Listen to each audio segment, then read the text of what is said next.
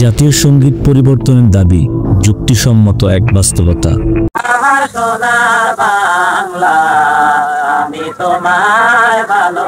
বাংলাদেশের জাতীয় সঙ্গীত হিসেবে বর্তমানে স্বীকৃত আমার সোনার বাংলা গানটি নিয়ে বহু বছর ধরেই বিতর্ক ও প্রশ্ন রয়ে গেছে।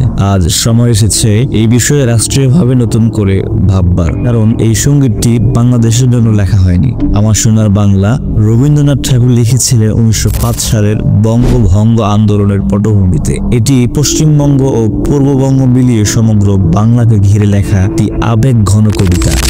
বাংলাদেশের জন্য বা স্বাধীনতার জন্য এই গানটি রচিত হয়নি। আমাদের রাষ্ট্রের জন্মের প্রায় 66 বছর আগেই সঙ্গীতটির জন্ম হয়েছিল। ফলে প্রশ্ন ওঠে, এটা কিভাবে জাতীয় সঙ্গীত হয় বাংলাদেশের, যেখানে বাংলাদেশ শব্দটি নেই। এই জাতীয় সঙ্গীতে দেশের নাম থাকা আবশ্যক, এটি জাতীয় চেতনার মূল উৎপাদন। কিন্তু আমাদের সঙ্গীতে বাংলাদেশ শব্দটি একবারও উল্লেখিত নেই। এতে আমাদের জাতিসত্তার প্রকাশ হয় না, বরং হীনমন্যতা তৈরি করে। গানটি কিছু লাইন নিয়েও ওলামা ইকরামের কাছে মতবিরোধ রয়েছে, বা শিরিকের দিকে বা তাওহীদের বিপরীতমুখী হয়ে যাওয়ার সম্ভাবনা রয়েছে। যেমন বলা হয়েছে, ওমা তোর চরণে ঠেকাই মাথা।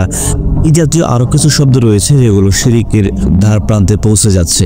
ওলামা ইকরাম বলেন, একমাত্র স্রষ্টার জন্যই এই কথাগুলো লিপিবদ্ধ হয়েছে বা স্রষ্টার জন্যই নির্ধারিত, কিন্তু সৃষ্টির জন্য এই কথাগুলো বলা একজন মুসলমান হিসেবে কখনো সমীচীন নয়। এটা তার ঈমান ও আকীদার সাথে সাংঘর্ষিক বিষয়। স্বাধীনতা সংগ্রামের কোনো প্রতিফলনও নেই। জাতীয় সঙ্গীত জাতির আত্মত্যাগ ও সংগ্রামের প্রতীক হওয়া উচিত, অথচ এই সঙ্গীতে 1971 সালের মহান মুক্তিযুদ্ধ ও শহীদদের আত্মত্যাগ, স্বাধীনতার স্পৃহা কোনো কিছুই নেই। এর মাধ্যমে যেন আমাদের ইতিহাসকে ধামাচাপা দেওয়ার একটি কৌশল প্রয়োগ করা হয়েছে বলা যেতে পারে। গানটির সুর ও ভাব চুরি করার বিষয়ে কিছু কথা রয়েছে বা আপত্তি রয়েছে। গানটির সুর মূলত বাউল শিল্পী গগন করকরার আমি কোথায় পাবো তারে নামক গান থেকে অনুপ্রেরিত বা চুরি করা হয়েছে বলে অনেক গবেষকরা এ বিষয়ে মতামত দিয়েছেন। রবীন্দ্রনাথ ঠাকুর সরাসরি তার সুর ব্যবহার করেছেন, যা একে চুরি বা সুর নকল করা বলে আখ্যায়িত দেওয়ার সুযোগ রয়ে যায়। বাংলাদেশ রাষ্ট্রের সাথে সাংঘর্ষিক প্রেক্ষাপট। গানটি লেখা হয়েছিল 1905 সালে বঙ্গভঙ্গ বিরোধী আন্দোলনের সময়, যা ছিল ভারতের ব্রিটিশ বিরোধী আন্দোলনের একটি ধারা। এটি বাংলাদেশের জন্য ছিল না। আমাদের স্বাধীনতা সংগ্রাম এক ভিন্ন প্রেক্ষাপট ও আদর্শের ফলাফল। তাই এই সঙ্গীত আমাদের ইতিহাসের সাথে সামঞ্জস্যপূর্ণ নয়। এটি কোনো বিপদের সময় মানুষকে উদ্বুদ্ধ করতে পারে না।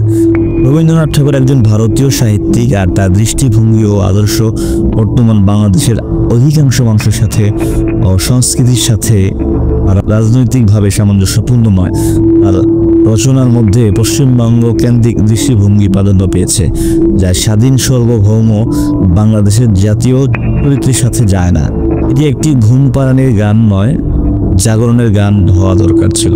বর্তমান জাতীয় সঙ্গীত জন পুরুষে তার বীরত্বের দিকে উদ্বুদ্ধ করে না, বরং এক ধরনের কোমল আবেগে আচ্ছন্ন করে দেয়।